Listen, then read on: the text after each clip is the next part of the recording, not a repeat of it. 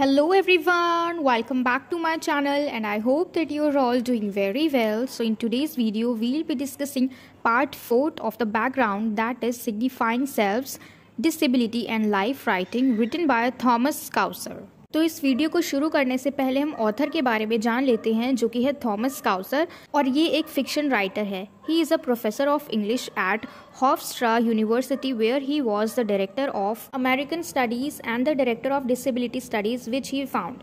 तो देखो ये एक प्रोफेसर है, इंग्लिश के प्रोफेसर है at the university of Hofstra. Hofstra University में ये एक इंग्लिश प्रोफेसर है जहाँ पे ये डायरेक्टर ऑफ अमेरिकन स्टडीज़ थे and he was also a director of disability studies which he founded. ठीक है, तो इन्होंने ही किया था. And he teaches American literature as well as life writing, जैसे कि autobiography, memoir and other forms of autobiography. तो ये सारी चीज़ें लिखते हैं. ये एक अमेरिकन लिटरेचर है और साथ ही साथ लाइफ राइटिंग भी है. He also teaches disability studies, recovering bodies, illness, disability and life writing. ठीक है, तो देखो ये क्या क्या पढ़ाते हैं. डिसेबिलिटी स्टडीज़, रिकवरिंग बॉडीज़ जैसे illness, disability and life writing, and also vulnerable studies, ethics and life writing and so on. And he was born in Ireland on 1 मार्च 1811. ठीक है, तो इनका जन्म हुआ था आयरलैंड में 1 मार्च को 1811 में. ठीक है, तो ये था हमारा इंट्रोडक्शन टू दी ऑथर. अब हम चलते हैं टॉपिक का मतलब समझते हैं. टॉपिक क्या है हमारा? Signifying selves, disability and life writing. Signifying selves का मतलब है खुद को सूचित करना, यानी खुद की तरफ इशारा करना, खुद को पॉइंट आउट करना. सेल्फ्स का मतलब होता है, अगर हम एक की बात करें तो वो सेल्फ होता है, सेल्फ यानी खुद. और वही चीज़ एक से ज़्यादा हो जाए, प्लूरल हो जाए, तो वो सेल्फ से सेल्व्स हो जाएगा. तो सिग्निफाइंग सेल्व्स का मतलब है कि खुद को पहचानना. ठीक है, अब यहाँ पे सिर्फ एक की बात नहीं की जा रही है, काफ़ी सारे लोगों की बात की जा रही है. And disability and life writing.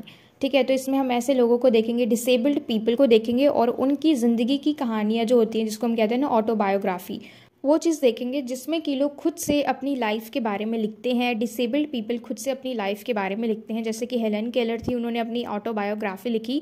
तो इसी तरीके से जो भी डिसेबल्ड पीपल होते हैं वो अपनी ऑटोबायोग्राफी में अपनी लाइफ की कहानी लिखते हैं, अपनी ज़िंदगी की कहानी लिखते हैं और ख़ुद को ही पॉइंट आउट करते हैं उस स्टोरी में. ठीक है, तो इसीलिए हमारा ये जो टॉपिक है सिग्निफाइंग सेल्फ्स, यानी खुद को सूचित करना, और उसके बाद डिसेबिलिटी एंड लाइफ राइटिंग. ठीक है, तो उसके अंदर किस तरीके से सूचित किया है खुद को, यानी खुद के बारे में जो भी चीज़ें वो लोग लिखते हैं अगर वो लोग डिसेबल्ड हैं तो. और उसके अलावा अपनी ज़िंदगी की कहानी. ठीक है, कि मतलब कैसे उनको मुश्किलें आई, कैसे डिफ़िकल्टीज़ आई, वो छोटी छोटी चीज़ों के लिए दूसरे के ऊपर डिपेंड रहते थे. तो ये सारी चीज़ें.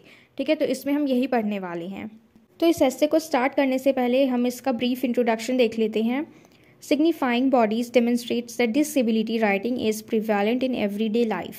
देखो ये जो सिग्निफाइंग बॉडीज़ कह लो या फिर सिग्निफाइंग सेल्फ्स कह लो, दोनों का मतलब सेम ही है. ठीक है, क्योंकि ये लोग अपने बारे में ही लिख रहे हैं, अपनी बॉडी के बारे में ही लिख रहे हैं. ठीक है, किस तरीके से वो लोग डिसेबल्ड है.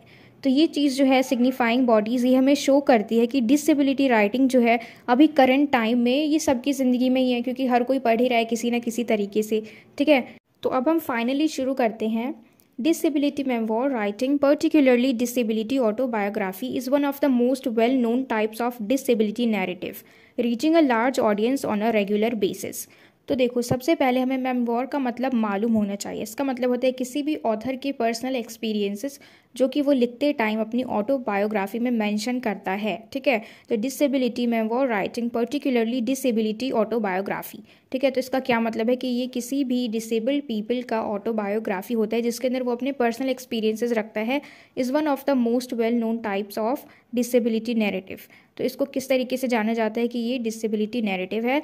Reaching a large audience on a regular basis, और रेगुलर बेस पे ही बड़े लार्ज नंबर ऑफ ऑडियंस तक पहुंचना. ठीक है, and disability positions are often marginalised situation in which one's identity has been shaped by external examination and labelling. और जो disabled people होते हैं उनकी जो स्थिति होती है ना, मतलब हम कह सकते हैं उनकी जो सिचुएशन होती है, उनकी कंडीशन होती है, वो हमेशा ही मार्जिनलाइज कर दी जाती है. हमेशा ही हम उनको अलग कर देते हैं और उनकी आइडेंटिटी को हम कैसे शेप देते हैं, उनको हम कैसे पहचानते हैं, उनके एक्सटर्नल एग्जामिनेशन लेने के बाद. यानी किसी भी इंसान का एग्ज़ाम लेना लेकिन अलग से लेना. यानी देखो जो भी डिसेबल्ड पर्सन है उसका खुद का एक स्कूल होगा, उसका खुद का कॉलेज होगा, लेकिन उसके जो एग्ज़ाम्स होंगे वो उसके खुद के स्कूल और कॉलेज में नहीं होंगे, बाहर होंगे. ठीक है, उसके एग्ज़ाम को बाहर अरेंज कर दिया जाएगा. And disability has also played an important role in popular culture, particularly in the contemporary age. तो disability जो है इस चीज़ ने बहुत ही important role play किया है हमारे popular culture में, स्पेसिफिकली कंटेम्प्रेरी एज यानी अभी प्रेजेंट टाइम में इन्होंने बहुत ज़्यादा important role play किया है. And disabled individuals like other minorities who have historically been predominantly portrayed by members of dominant groups come to literary creation from the same culture that marginalizes them. They are susceptible to infection with the biases that oppress them. As a result, handicapped persons begin their literary careers from a position of pre-inscription. They are already recognized as flawed, inadequate and fundamentally foreign. अब देखो इसमें क्या है, disabled individuals यानी ऐसे लोग जो disabled है, जो विकलांग है, वो लोग किस में आते हैं, माइनॉरिटीज़ में ही आते हैं एक तरीके से अगर देखा जाए. और हिस्टोरिकली जो भी मुख्य यानी जो भी इम्पॉर्टेंट ग्रुप्स हैं उनमें जो भी मेंबर्स हैं उनके द्वारा इनको इम्पॉर्टेंट माना जाता है. ठीक है. और देखो अब यहाँ पे क्या है कि कल्चर तो सबका सेम ही होगा, अगर कोई डिसेबल्ड है वो भी और जो एबल बॉडीड है वो भी, ये कल्चर सेम है, लेकिन ये लोग मार्जिनलाइज कर देते हैं डिसेबल्ड पीपल को. ठीक है. And as a result handicapped people जो होते हैं, जो विकलांग लोग होते हैं, वो लोग अपना करियर किस तरीके से शुरू करते हैं, क्योंकि देखो उनको पहले ही डिफिकल्टीज आती है क्योंकि हम उनको देख के ही जज कर देते हैं. तो they are already recognised as flawed, inadequate and fundamentally foreign, यानी हम उनको पहले ही बोल देते हैं कि दे आर नॉट इनफ, हम अपर्याप्त बोल देते हैं, फ्लॉड बोल देते हैं, फंडामेंटली फॉरेन यानी वो लोग अलग हैं फंडामेंटली रूप से देखा जाए, क्योंकि देखो सबके अधिकार जो हैं वो ह्यूमन राइट सबके सेम है, लेकिन हम फिर भी उनको अलग कर देते हैं. ठीक है. देखो एग्जाम्पल के तौर पे हम इसमें देखेंगे हेलन केलर, जिनके बारे में हम पढ़ चुके हैं. ठीक है. Helen Keller's literature, particularly her autobiography the story of my life is another watershed moment in this shaky heritage. Keller's work is notable for being written by a woman with substantial disabilities, blindness and deafness that can make reading and communication difficult as well as for reaching a large audience. तो देखो जैसे Helen Keller का literature था, particularly हर autobiography, ठीक है, उनकी जो life story थी, the story of my life is another watershed moment, यानी एक टर्निंग पॉइंट था इस शेकी हेरिटेज के लिए. और इनका जो वर्क है वो बहुत ही नोटेबल है, क्योंकि देखो पुराने टाइम में जो वुमेन थी, जो एबल बॉडीड वुमेन थी, वो भी नहीं लिखती थी, लेकिन ये डिसेबल्ड होने के बाद भी यानी ब्लाइंड और डेफ होने के बावजूद इन्होंने अपनी लाइफ के बारे में लिखा. ठीक है. और वो मतलब इतनी ज़्यादा एबल बनी, इतनी ज़्यादा लायक बनी कि इन्होंने लिखना शुरू किया और सोशलिस्ट भी बनी, एक्टिविस्ट भी बनी. तो इन्होंने देखो मतलब ब्लाइंड होने के बावजूद, डेफ होने के बावजूद, अगर ये चाहती तो ये नहीं करती. ठीक है. क्योंकि ब्लाइंड थी, ये रीड भी नहीं कर सकती थी और डेफ थी तो सुन भी नहीं सकती थी. यानी हम देखो इमेजिन कर सकते हैं कि उनको सीखने में कितनी ज़्यादा डिफ़िकल्टीज आई होंगी, क्योंकि ये सिर्फ टच कर सकती थी चीज़ों को और इन्होंने टच करके ही सब कुछ सीखा है. अल्फ़ाबेट्स जो भी हैं ये सारी चीज़ें इन्होंने टच के थ्रू ही सीखा है.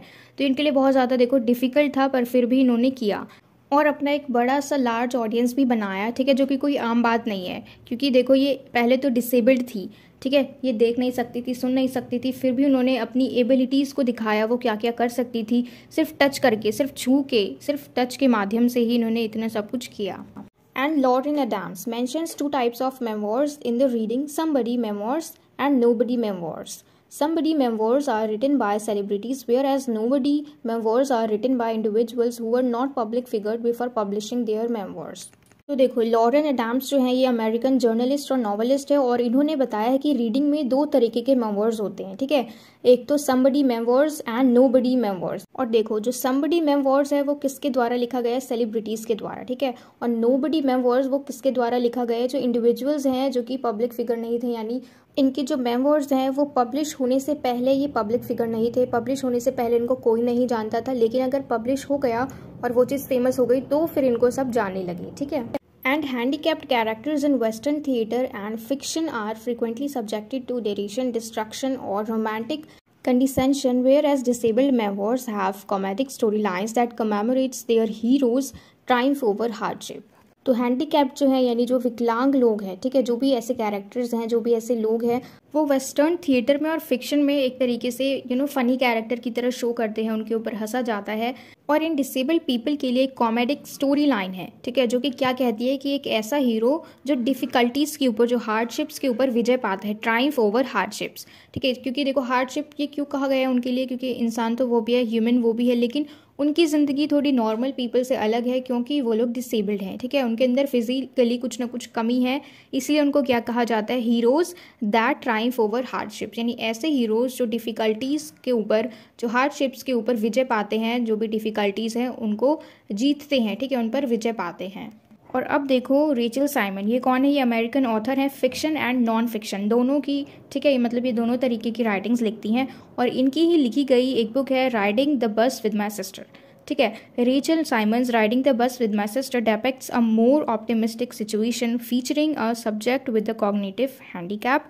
Rachel reconnected with her cognitively handicapped sister Beth after growing estranged from her. She immersed herself in Beth's daily routine of talking public transit around her hometown. तो देखो रेचल साइमन जो है वो अपनी sister के बारे में बताती है कि उनकी सिस्टर जो है वो हैंडीकैप्ड थी, यानी डिसेबल्ड थी, लेकिन वो बहुत ज़्यादा समझदार थी, इंटेलिजेंट थी। तो देखो बचपन में जब ये दोनों बहनें साथ में रहती थी तो उस वक्त रेचल साइमन जो है वो उनके साथ रहना ज़्यादा पसंद नहीं करती थी, लेकिन जैसे जैसे ये बड़ी हुई तो इन्होंने दोबारा से उससे कनेक्शंस बनाना शुरू कर दिए, ठीक है, और उनके साथ रहने लगी और ये ज़्यादा से ज़्यादा टाइम अपनी सिस्टर के साथ ही बिताती थी। In the early 1990s when Thomas Cowser transitioned to disability studies from the area of life writing studies, he faced a tangible mistrust if not outright hostility toward disability life writing. तो देखो 1990s में Thomas काउसर जो है इन्होंने life writing के area से disability studies को change किया, ठीक है, और वहाँ पे चेंज करते वक्त इन्होंने फेस किया काफ़ी तरीके से मिसट्रस्ट, संदेह और आउटराइट हॉस्टिलिटी यानी अनफ्रेंडली एंड अग्रेसिव बिहेवियर यानी किसी भी इंसान के प्रति। तो ये सारी चीज़ों को इन्होंने फेस किया जब वो लाइफ राइटिंग के एरिया से डिसेबिलिटी को चेंज कर रहे थे, ठीक है। And several renowned scholars regarded such narrativization as inherent, individualizing, and hence incompatible with the social model's objective of emphasizing the oppression of handicapped people as a group. तो देखो जब थॉमस काउसर ने इस चीज़ को चेंज किया, लाइफ राइटिंग में disability studies को थोड़ा सा चेंज किया, तो यहाँ पे इन्होंने ये सारी चीज़ों को फेस किया कि कैसे लोगों के साथ अनफ्रेंडली बिहेवियर होता है, उनका जो बिहेवियर है वो पीपल की तरफ मतलब उनके प्रति बहुत ज़्यादा अग्रेसिव होते, तो इन सारी चीज़ों को फेस किया। और जब इन्होंने चेंज किया तो साथ ही साथ जो बाकी के बहुत ज़्यादा फेमस स्कॉलर्स जो थे वो क्या मानते थे कि जो डिसेबिलिटी है डिसेबल्ड पीपल की कि वो लोग विकलांग है, ये उनका नेचर है, यानी ये स्वाभाविक रूप से ही वो लोग ऐसे हैं। अगर हम उनके लिए कुछ भी लिखते हैं अच्छा तो लिखने से कुछ भी चेंज नहीं हो जाएगा, ठीक है। तो जो भी स्कॉलर्स थे वो ऐसा मानते थे और इसीलिए वो उनको अलग समझते थे, ठीक है, with the social model's objective of emphasising the oppression of handicapped people as a group. तो इसीलिए वो मतलब लोगों को कम्युनिटी में बांट दिया करते थे कि ये जो लोग हैं ये डिसेबल्ड पीपल हैं, ये हैंडीकैप्ड पीपल हैं, और बाकी के जो नॉर्मल पीपल हैं वो अलग हो जाते थे ऑटोमेटिकली, ठीक है। और देखो जब हम डिसेबल्ड पीपल को किसी भी तरीके से अलग कर देते हैं, उनको मार्जिनलाइज कर देते हैं, तो उस वक्त हमें एक्सप्लेन करने की ज़रूरत नहीं पड़ती, उन्हें रीज़न देने की ज़रूरत नहीं पड़ती कि हमने ऐसा क्यों किया, कि वो नेचुरल है, उनको अपने आप में ही मालूम पड़ जाता है कि क्योंकि वो लोग हमसे अलग है फिजिकली, इसलिए उनको अलग कर दिया गया है, ठीक है। तो एक तरीके से ये भी उनके लिए ऑपरेशन ही हुआ, ठीक है, उनके ऊपर हम ऐसे अत्याचार कर रहे हैं एक तरीके से, क्योंकि जो ह्यूमन राइट्स है वो सबके सेम होते हैं, लेकिन हम आपस में ही उनके जो अधिकार हैं वो छीन लेते हैं, फिर वो लोग सफ़र करने लग जाते हैं इन सारी चीज़ों से। आज की इस वीडियो में इतना ही, और हमने इसको डिस्कस किया कि किस तरीके से जो डिसेबल्ड पीपल हैं वो लोग खुद से अपनी लाइफ की जो भी कहानियाँ होती हैं उसको लिखती हैं, और इसीलिए हमारा ये जो ऐसे है इसका टाइटल क्या है, signifying selves, disability and life writing. यानी जो भी डिसेबल्ड पीपल हैं वो लोग अपनी लाइफ की राइटिंग लिखते हैं और ख़ुद को वो लोग उसमें डिनोट करते हैं, खुद को पॉइंट करते हैं। तो जैसे कि हमने देखा हेलन केलर की जो राइटिंग थी, उन्होंने अपनी ऑटोबायोग्राफी लिखी है, उसके बाद रेचल साइमन को भी देखा हमने। तो इस तरीके से जो वो लोग अपनी खुद की स्टोरी लिखते हैं, अपनी लाइफ स्टोरी लिखते हैं, खुद की ऑटोबायोग्राफी लिखते हैं और खुद को सिग्निफाई करते हैं, सेल्फ सिग्निफाई, ठीक है। तो इस वीडियो में हमने इस ऐसे को बहुत ही इजी लैंग्वेज में समझने की कोशिश की है और इसको बहुत ज़्यादा शॉर्ट तरीके से हमने समझा है, और मुझे पूरी उम्मीद है कि आपको ये पूरी वीडियो अच्छे से समझ में आ गई हो। And if so, then please let me know in the comment box if you like this video and share it with your friends as well so that they can get help from it. And don't forget to subscribe my channel. Until we meet in the next video, keep learning.